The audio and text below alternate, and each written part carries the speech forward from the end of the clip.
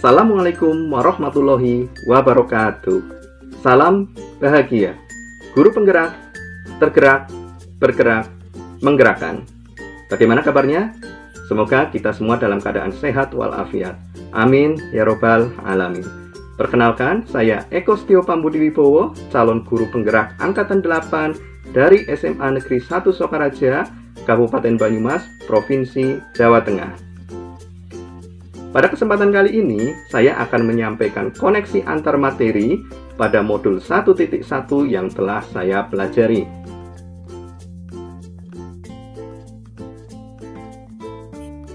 Setelah saya mempelajari modul 1.1 tentang filosofi pendidikan Ki Hajar Dewantara, saya menarik beberapa kesimpulan. Antara lain, menurut Ki Hajar Dewantara, tujuan pendidikan adalah menuntun segala kodrat yang ada pada anak-anak agar mereka dapat mencapai keselamatan dan kebahagiaan yang setinggi-tingginya, baik sebagai manusia maupun sebagai anggota masyarakat. Dari tujuan pendidikan Ki Hajar Dewantara ini, kita dapat menarik 3 dasar utama pendidikan, yaitu yang pertama, pendidikan adalah menuntun. Yang kedua, memperhatikan kekuatan kodrat anak. Dan yang ketiga, selamat dan bahagia. Dasar yang pertama, pendidikan adalah menuntun. Ingat, pendidikan adalah menuntun anak, bukan menuntut anak. Menuntun dapat dilakukan dengan sistem among. Menurut Ki Hajar Dewantara, dengan semboyan taman siswa, kegiatan menuntun anak dilakukan pendidik dengan ing ngarso sungtulodo, ing madya mangunkarso, tutwuri handayani. Yang artinya, di depan memberikan contoh, di tengah memberikan semangat, di belakang memberikan dorongan. Menurut Ki Hajar Dewantara, pendidikan adalah tempat persemaian segala benih-benih kebudayaan yang hidup dalam masyarakat kebangsaan, dengan maksud agar segala unsur peradaban dan kebudayaan tadi dapat tumbuh dengan sebaik-baiknya dan dapat kita teruskan kepada anak cucu kita yang akan datang. Dalam proses menuntun, guru diibaratkan yang pertama, guru adalah tukang kebun kehidupan. Yang kedua, guru adalah petani. Menurut Ki Hajar Dewantara, seorang petani dalam hakikatnya sama kewajibannya dengan seorang pendidik. Yang menanam jagung misalnya, seorang petani hanya dapat menuntun tumbuhnya jagung.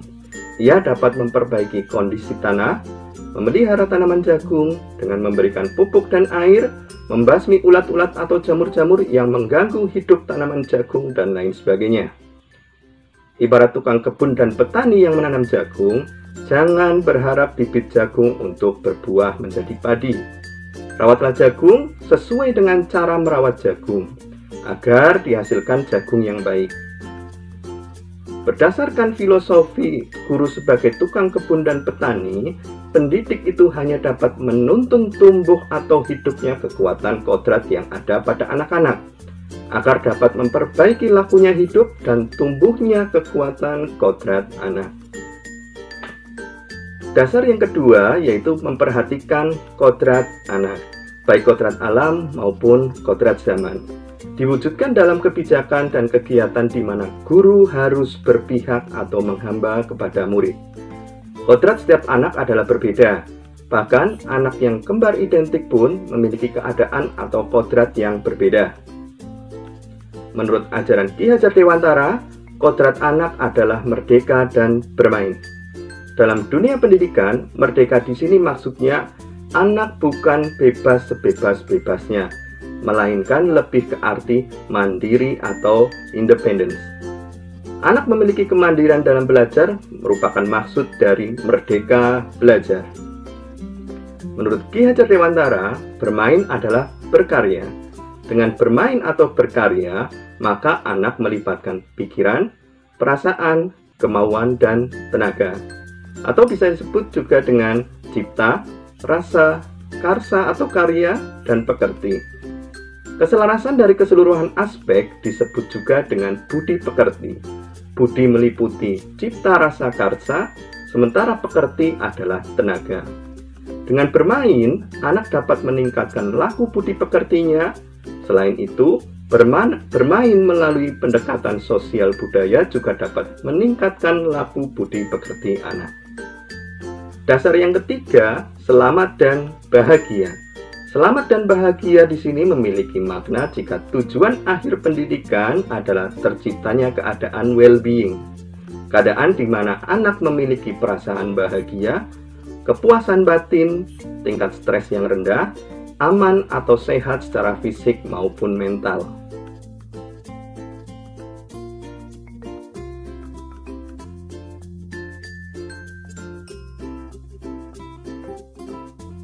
Sebelum mempelajari modul 1.1, saya memiliki pemikiran yang pertama, anak lahir ibarat kertas kosong yang masih suci dan siap menampung goresan garis ataupun tulisan. Yang kedua, pendidikan dikatakan berhasil jika mencapai tujuan kurikulum, yaitu dengan menuntut siswa mencapai nilai kompetensi minimum dalam kemampuan afektif, kognitif, dan psikomotorik.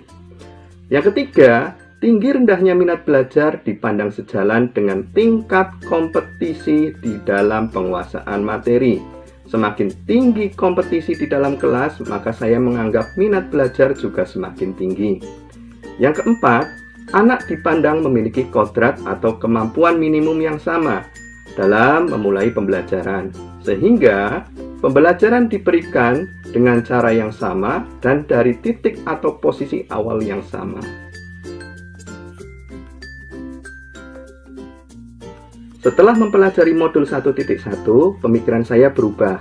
Yang pertama, saya memandang murid bukan lagi diibaratkan dengan kertas kosong yang mampu menampung apapun yang akan pendidik goreskan, melainkan anak lahir diibaratkan kertas yang sudah berisikan dengan garis atau tulisan. Garis atau tulisan yang ada pada anak-anak komplit sejak lahir. Tugas pendidik adalah menebalkan garis atau tulisan samar-samar yang baik, sesuai dengan nilai-nilai kehidupan bersama. Garis atau tulisan samar-samar yang tidak baik jangan ditebalkan. Yang kedua, pendidikan dikatakan berhasil melalui proses menuntun anak, bukan menuntut. Menuntun untuk menebalkan lakunya melalui pengetahuan dan pengamalannya, bukan menuntut kepada anak untuk mencapai nilai tertentu. Yang ketiga, tinggi rendahnya minat belajar bukan lagi dipandang dari tinggi rendahnya penguasaan materi dan tingkat kompetisi di dalam kelas. Tinggi rendahnya minat belajar dipandang sejalan dengan tinggi rendahnya kemandirian belajar. Bagaimana anak merasa terpanggil untuk belajar mandiri, merasa nyaman, dan kangen dengan pembelajaran kita, itu pekerjaan yang harus kita lakukan. Yang keempat, setiap anak memiliki kodrat atau kondisi yang berbeda-beda. Bahkan, anak kembar identik pun memiliki kodrat yang berbeda. Sehingga dalam pembelajaran, guru harus berpihak pada murid.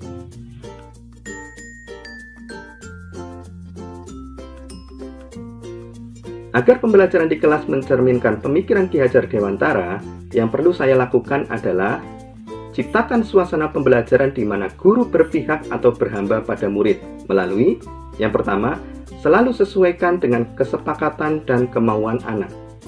Yang kedua, ciptakan lingkungan pembelajaran yang kolaboratif, bukan kompetitif. Yang ketiga, gunakan sarana teknologi. Kemudian yang keempat, gunakan pembelajaran yang berdiferensiasi sesuai dengan kodrat anak. Pembelajaran berdiferensiasi dapat berupa diferensiasi konten, proses, ataupun produk. Pada akhir tahun ajaran ini, saya menerapkan pembelajaran berdiferensiasi pada produk, di mana kegiatan pembelajaran pada materi statistika dan evaluasinya dilakukan dengan menggunakan model pembelajaran project-based learning. Setiap anak berkolaborasi dengan kelompoknya untuk membuat produk karya bebas sesuai dengan minat dan bakatnya, dengan memanfaatkan teknologi, kemudian bertanggung jawab menyampaikan atau mempresentasikan produk tersebut kepada rekan-rekan yang lain pada kegiatan pembelajaran. Akhir kata, jadilah guru yang selalu menuntun, memberikan teladan, dan memberikan pembelajaran yang berpihak pada murid. Terima kasih sudah menonton video ini. Salam dan bahagia. Salam guru penggerak, tergerak, bergerak, menggerakkan. Assalamualaikum warahmatullahi wabarakatuh.